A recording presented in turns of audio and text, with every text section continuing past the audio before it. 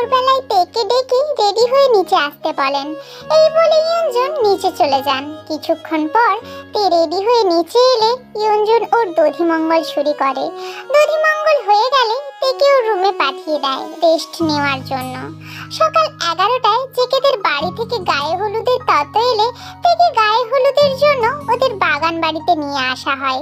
প্রথম 3 জন এও স্ত্রী তেকে গায়ে হলুদ দেয়, তারপর ওর বন্ধুরা হলুদ দেয় এবং নিজেদের মধ্যে হলুদ খেলে। গায়ে হলুদের পর তেকে স্নানের জন্য নিয়ে যাওয়া হয়। তের বিয়ে গোধূলি লগ্নে, তাই 4টের মধ্যে পার্লারের মেয়েরা চলে আসে সাজাতে। তে আজ লাল রঙের বেনারসি শাড়ি পরেছে। তে রেডি হয়ে রুমে বসে আছে ওর বন্ধুদের সঙ্গে আর গল্প করছে। তখন নিচ থেকে আওয়াজ শোনা যায়, বর এসেছে, বর এসেছে।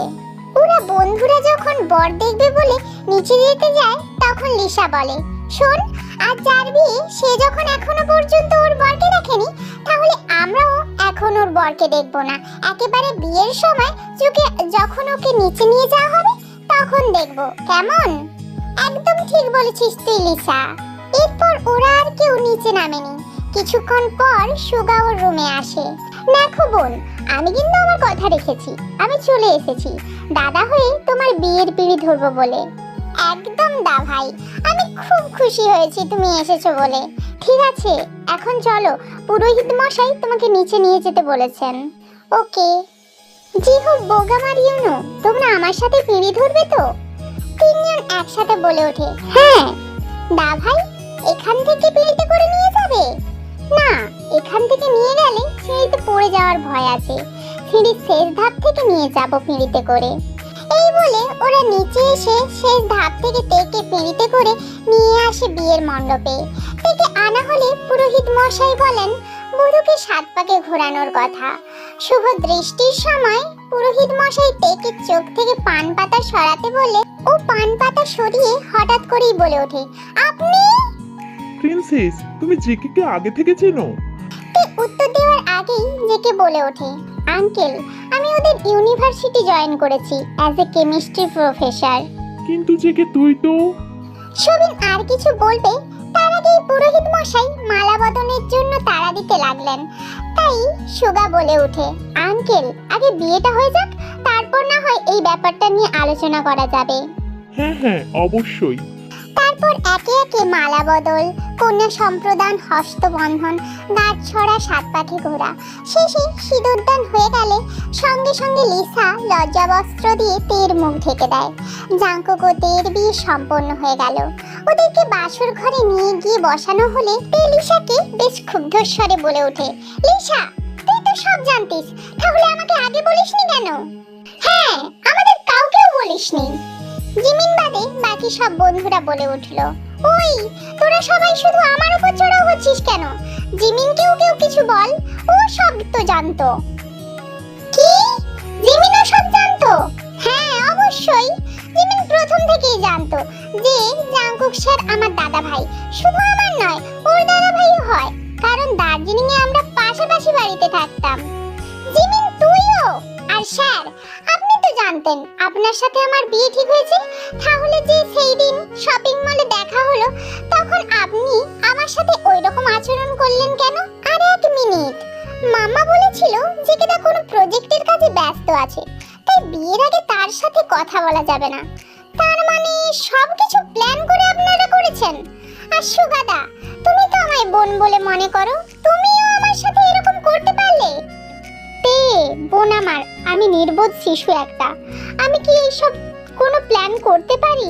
যা প্ল্যান করার তোমার বড়ই করেছে, আর আমরা 3 জন তো শুধুমাত্র ওর কথা মতো করেছি, তাও যে কি আমাদের ইমোশনাল ব্ল্যাকমেল করেছে, তাই না? লিসা আর জিমিনের দিকে তাকিয়ে বলে সুগা। হ্যাঁ, একসাথে বলে ওঠে লিসা আর জিমিন। ওদের এইসব কথার মধ্যেই হঠাৎ করে বোগাম বলে ওঠে, আচ্ছা, এইসব যে জাংকুক স্যার প্ল্যান করে করেছে সে না হয় বুঝলাম, কিন্তু তখন কাকু স্যারের কলেজে পড়ানো নিয়ে কি বলতে যাচ্ছিল যে সুগাদা তাড়াতাড়ি করে কাকুকে থামিয়ে দিল। বাকিরা বলে ওঠে, হ্যাঁ তাই তো, তখন কাকু কিছু একটা বলতে যাচ্ছিল, কিন্তু কি? তখন জাংকুক বলে, আসলে কাকু জানতো যে আমি একটা মাল্টিন্যাশনাল কোম্পানিতে একটা ভালো পোস্টে জব করি, তাই তে যখন বলে যে আমি ওর ইউনিভার্সিটিতে অ্যাজ এ প্রফেসর জয়েন করেছি, তাই কাকু একটু অবাক হয়ে গিয়েছিল আর কি। তাহলে স্যার আপনি ওই জবটা ছাড়লেন কেন? আসলে ছোটবেলা থেকেই আমার পড়ানোর ইচ্ছে ছিল, আর কলেজ ক্যাম্পাসিং এর জবটা পেয়ে গিয়েছিলাম, তাই কলেজ কমপ্লিট করে জবটা অ্যাকসেপ্ট করে নিই, আর তার সাথে সাথেই কম্পিটিটিভ এক্সামগুলোও দিতে থাকি, আর ফাইনালি এই ইউনিভার্সিটির অ্যাপয়েন্টমেন্ট লেটার পেয়ে যেতেই জবটা ছেড়ে দিই। ও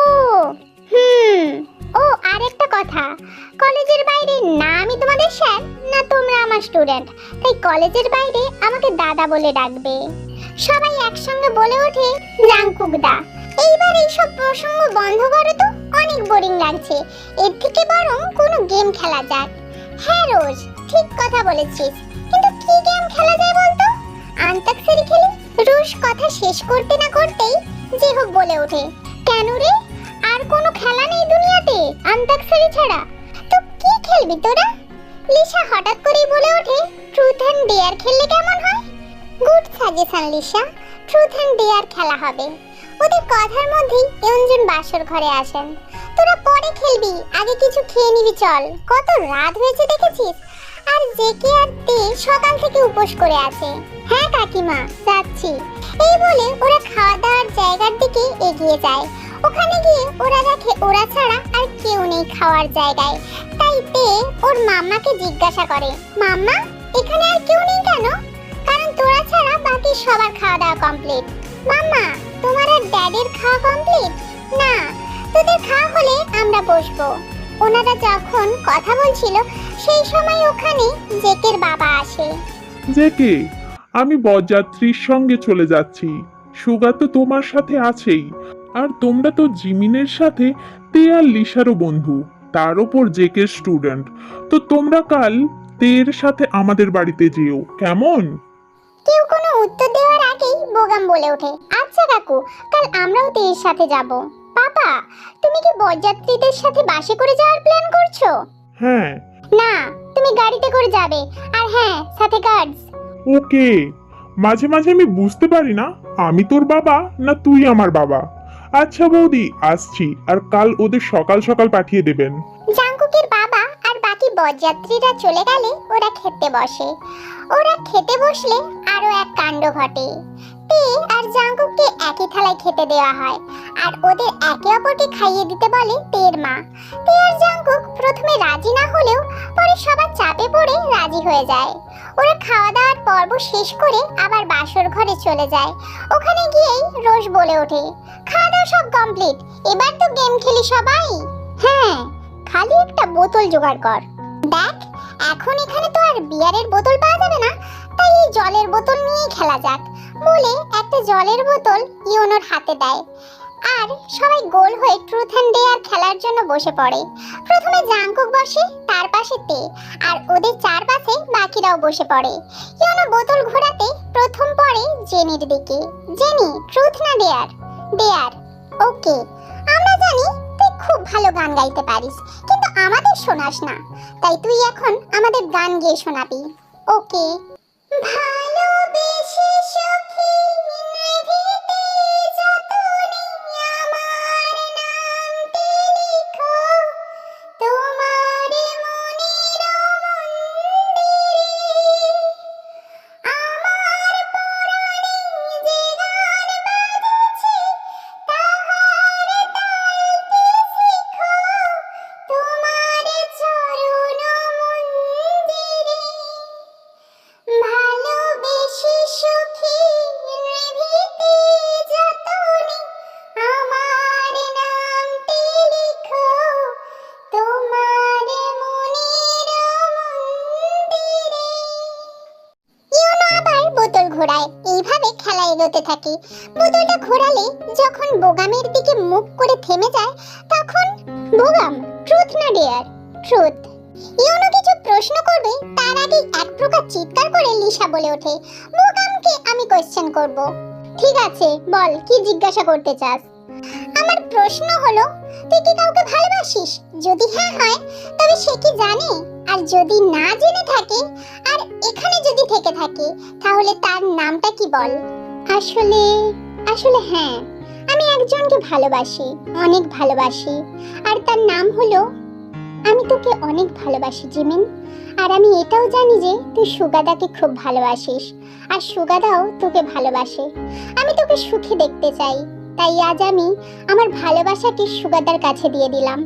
তুই সারা জীবন সুখে থাক, আমি এই কামনাই করি। তার নাম হলো তিশা। হ্যাঁ, আমি তিশাকে ভালোবাসি, অনেক ভালোবাসি। বাহ ভাই বাহ, তুই আমাদের এই তোর বন্ধু ভাবিস? আমাদের কিছু জানতেও দিলি না? আরে না, তেমন কিছু না। আসলে আমি ওকেও এখনো কিছুই বলিনি, তাই আর কি। ঠিক আছে বোগাম, আমাদের কিন্তু পার্টি দিতে হবে। হ্যাঁ হ্যাঁ, অবশ্যই দেব। এভাবেই তেদের আড্ডার আসর চলতে থাকে। ওদের আড্ডার মধ্যেই রাত 12টা পার হয়ে যায়, আর ওরা বুঝতেও পারে না। ওদের আড্ডায় ভাটা পড়ে যখন প্রায় 1:30। হঠাৎ সুগার ফোনে মেসেজ টোন বেজে ওঠে। এত রাতে সুগার ফোনে মেসেজ আসতে দেখে ইওনো মজা করে জিমিনকে বলে ওঠে, কিরে জিমিন, এত রাতে তোর বরকে কে মেসেজ করেছে বলতো? জিমিনও ইওনোর সাথে মজা করে বলে, কে আবার? আমার সতীন মেসেজ করেছে।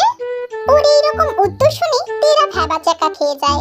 ওদের সবার অবস্থা দেখে জিমিন বলে ওঠে, আরে ওর অফিসের কেউ মেসেজ করেছে, ওকে কোনো কাজের কারণে।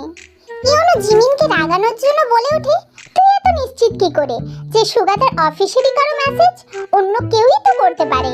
তোর যদি আমার কথা বিশ্বাস না হয়, সুগা তো সামনেই বসে আছে, ওকেই জিজ্ঞাসা করে নে। সে তো তুই না বললেও আমি সুগাদাকে জিজ্ঞাসা করব। সুগাদা, তুমি সত্যি করে বলো তো, এই সময় কে তোমাকে মেসেজ করেছে? Sorry to say you know, but Jimin is right. সুগাদা, তুমি তোমার বউকে সঠিক প্রমাণ করতে যে আমাদের মিথ্যে বলছো না, সেটা আমরা কি করে বিশ্বাস করে নেব? তাহলে একটা কাজ করো ইওনো, তুমি আমার ফোনটা নিয়ে নিজেই দেখে নাও আমি আমার কথা সঠিক প্রমাণ করতে মিথ্যে বলছি না সত্যি বলছি। বাকিরা সবাই চুপ করে ওদের তিনজনের কথা শুনছিল, কিন্তু জেহপের পাশে বসে যিনি ঘুমে হাই তুলতে থাকে। তখন ওদের তিনজনের মাঝে জেহপ হঠাৎ বলে ওঠে, সুগাদাকে কে এত রাতে মেসেজ করছে তা নিয়ে অনেক গবেষণা হয়েছে, এবার অনেক রাত হয়েছে, এবার সবাই চুপচাপ ঘুমিয়ে পড়ো। জেহপের এই কথা বলতেই সবাই দেখে সত্যি অনেক রাত হয়েছে, আবার কাল সবাই ভোরে উঠতে হবে। তাই আর কেউ কোনো কথা না বাড়িয়ে যে যেখানে বসেছিল সেখানেই জায়গা করে শুয়ে পড়ে। হঠাৎই তের ফোনে একটা মেসেজ আছে।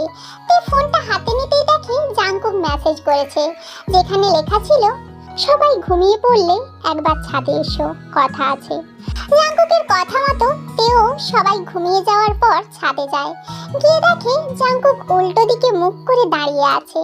স্যার, আপনি কেন ডেকেছিলেন? জাংকুক সামনের দিকে ঘুরে বলে, ও তে তুমি এসেছো? আমি ভেবেছিলাম তুমি হয়তো আসবে না। তেমন কিছু না স্যার। তুমি কি এখানে আমার কথা রাখার খাতিরে এসেছো? না স্যার, আমি আসতে চেয়েছিলাম। আসলে তে, আমি প্রথম থেকেই তোমার আর আমার বিয়ের ব্যাপারটা জানতাম, আর তোমার থেকে এই কথাটা লুকিয়ে রাখা ও অন্য আরেকজন মানুষ রূপে তোমার সামনে নিজেকে উপস্থাপনা করার জন্য I am extremely sorry. Sorry বলতে হবে না স্যার, আমি রাগ করে নেই।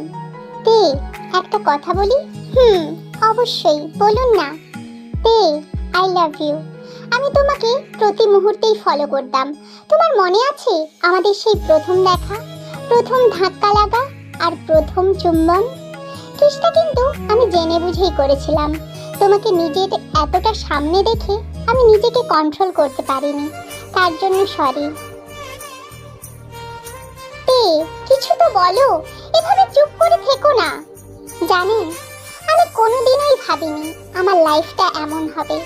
প্রথম যখন আপনাকে দেখলাম তখনই আমি আপনার ওপর ক্রাশ খেয়েছিলাম, আর এভাবেই ধীরে ধীরে কবে যে প্রেমে পড়ে গেলাম বুঝিনি।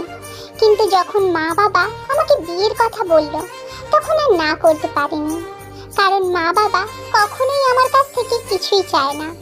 তার উপর ওনারা আপনার বাড়ির লোককেও কথা দিয়ে দিয়েছিলেন, তাই সব জেনে বুঝেও কি করে মা বাবার সম্মানকে এভাবে নষ্ট করি? তাই আপনার প্রতি থাকা ফিলিংসটা আমি শেষ করে দিয়েছিলাম। এইসব কথা শুনে জাংকুক তেকে তার নিজের বুকের সাথে জড়িয়ে নেয়। কিন্তু তে, আমি যেটা শুনতে চাই সেটা তো তুমি এখনো বললে না। Love you Jungkook, I love you, I love you তে, I love you so much. এই বলেই জাংকুক তেকে কিস করে। ভালো থাকুক সকল ভালোবাসা।